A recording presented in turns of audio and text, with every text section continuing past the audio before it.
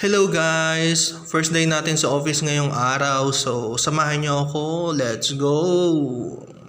Yan, palabas pa lang tayo dyan ng condo. Siyempre sa emergency exit na tayo dumaan kasi ang layo pa ng main stair eh.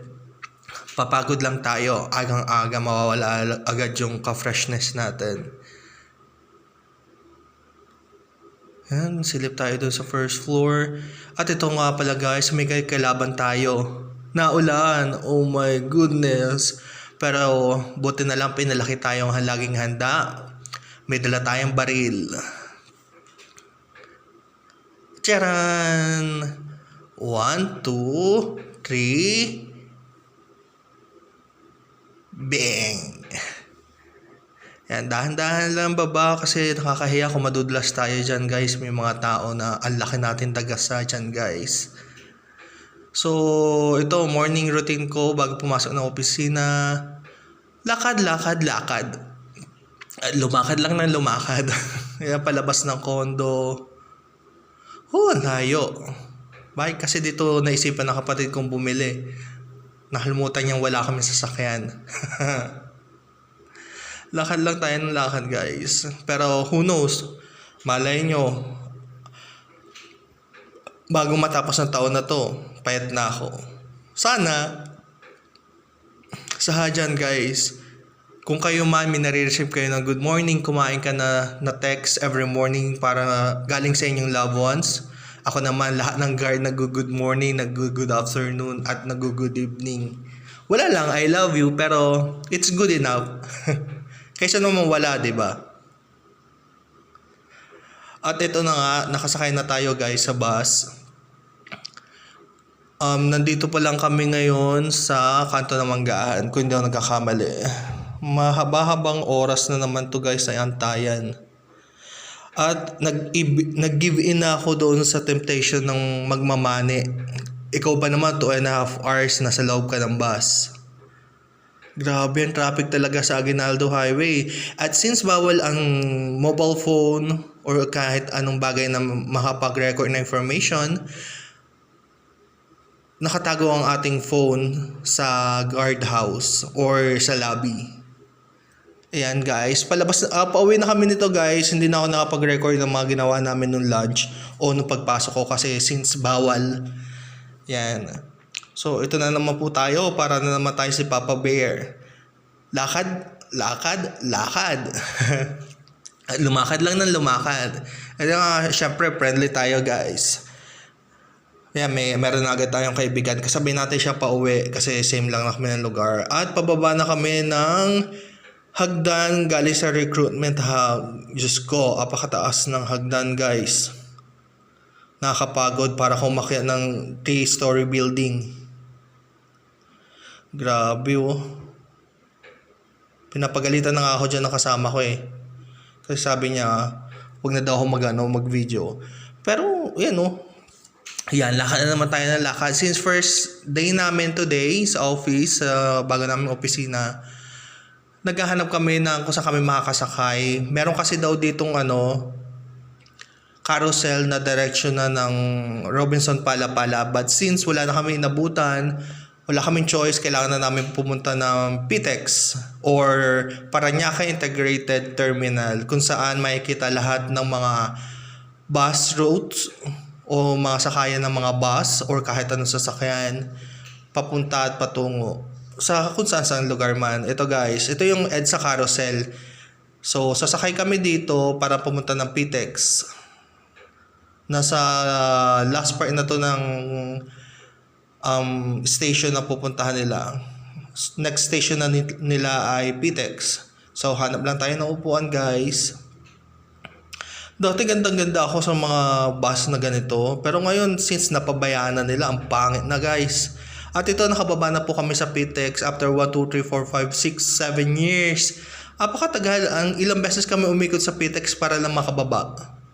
Tapos nagbago na naman yung entrance nila. Anyways, hindi naman ako nagreklamo kasi for sure, they do have their reason para magpalit ng ruta sa babaan ng mga pasahero.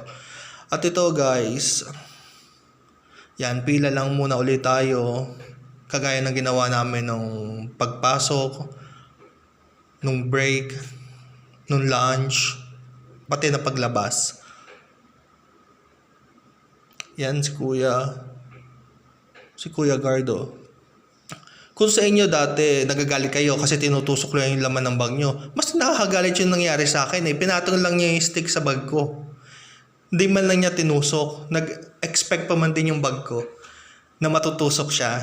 Charot! Ito guys, ayan, para na siyang mall guys. Mabibili niyo na lahat ng mga kailangan niyo bago umuwi. Pang-ulam, mga panlaba, or kung may kailangan kayong pang regaluhan, meron na dito mga gift shops, pagkain, na dito may Jollibee, McDo, Chowking, KFC, and marami pang iba. Maraming pagkain dito guys. At the same time, maraming stores. Para ka talaga na sa mall. With the benefits of malapit ka na sa sasakyan mo, hindi ka na kailangan pumila sa labas. Yan guys, yan kwentuhan lang kami ni Mami Mel about life. Wala pang office gossip kasi syempre wala pang ganon. Siguro after 1 week. Charot! Yan, nagpapaalam na kami sa isa kasi sa terminal siya sasakay. Ako naman papunta sa 13 Martires, pero bababa ako ng Manggahan. Yan, ako nakakapagod guys. Yan, Parañaque Integrated Terminal Exchange. Yung pala talaga ang buong definition or meaning ng PTEX. Nakakapagod. Wag niyo ako i-bash guys ha. Alam ko yung lane na tinayuan ko, walk, pero pagod na talaga ako. Kaya hindi na ako nakalipat. Yan, buti na lang may bus. Yehey! Ay, naku, makaka-uwi na rin sa wakas. Thank you, Lord. Lakad lang na lumakad. Yan, pake na tayo guys. Pauwi na lang, konti na lang. At charot! Wala nang space. So, kailangan natin bumaba guys. Ay, sorry sa ubo guys. Kasalanan to ng manik. Kaya hindi talaga nagmamanik. So, ito. Ubo na naman guys.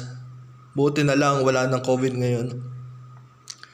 Ito, habang naghihintay ako ng bus, yan, check nyo. Yan, may work balance, may bench. Maraming store dito guys. At ito, nakasakay na naman tayo sa panibagong bus. Good thing nasa unahan tayo. I know this is a priority seats for seniors and PWD, but since wala naman kaming kasabay at since hindi naman kami nagpipick up ng mga pasahero, dito na nila ako pinaupo. Yan, palabas na kami ng PTEX yan guys. Konti na lang guys. No, I don't know, for some reason talaga apakahaba na yun ng oras para makalabas at makaikot sa PTEX. Dati tulog lang ako pagsakay ng bus kaya hindi ko nare-realize.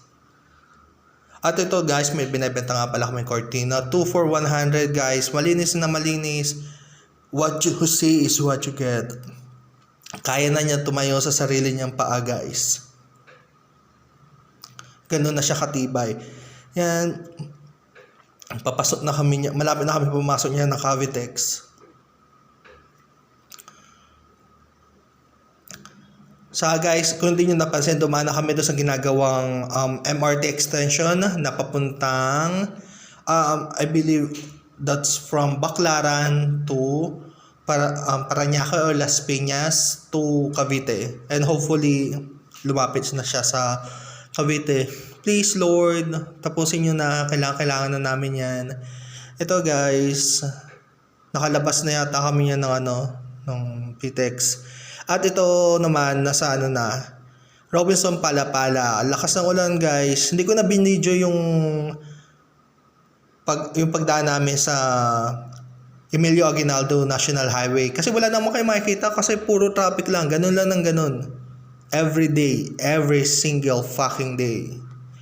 Traffic. Yan guys, nakababa na ako ng bus. Nandito na ako sa may PS Bank. Dito malapit sa condo. Since malakas ang ulan, chinek muna natin, baka kabaha. Kasi apakagaling ng kaibigan yung oso. Isa lang yung dinala kong sapatos. Kasi po doon sa amin sa Batangas hindi na ulan, dito lang malakas. Kaya lakad lang. Tapos hindi ko na na-video yung pagdating ko sa bahay guys, nalobat na ako. Thank you for watching. Panoorin nyo sana yung mga susunod naming video.